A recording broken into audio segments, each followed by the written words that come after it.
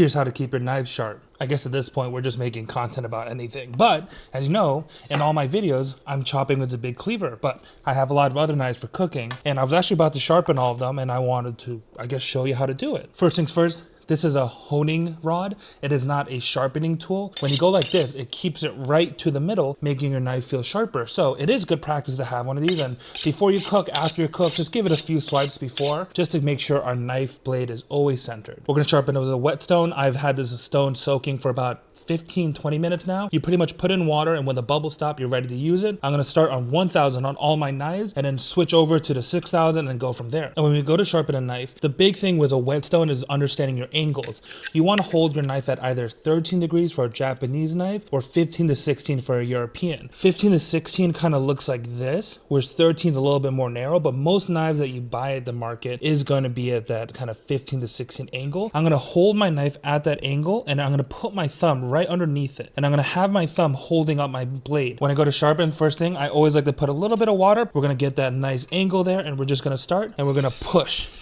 It's actually more important to have a very smooth movement where you're keeping that angle throughout the shave more than it is about pressure. So I do 15 passes on one section of this blade, then I'm gonna move over a little bit, and I'm gonna do another 15, and then when we get to the tip, I'm gonna angle my knife. While I was holding it horizontal before, I'm gonna kind of angle it, give it that nice angle, and then go all the way to the tip.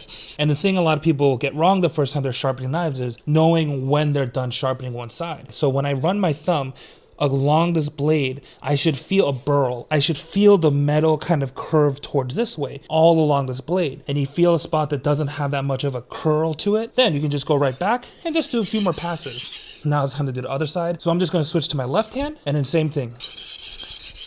And I can feel that burl again, but what I'm gonna do now is actually just gonna go back, and I'm gonna give this a few nice passes back.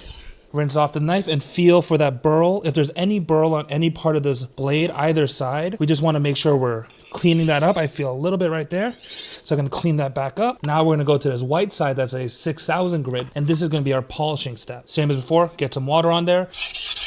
And again, just gonna finish it off. 10 smooth passes on the other side to remove that burr on both sides. Rinse off the knife, dry it off real good, and then you can either use the honing rod and kind of clean up that burr a little bit, or what I like to do is if you have a wood cutting board like this, just slide your knife right through there. You'll see in that little cut that it makes is that it's picking up a lot of this black dust. That's all the metal and grime that we're taking off our knife. That's a sharp knife. And of course, it's kind of obligatory. You got to do the sharp knife test with some paper on that, but that's a nice sharp knife. So what are you waiting for? Get out there.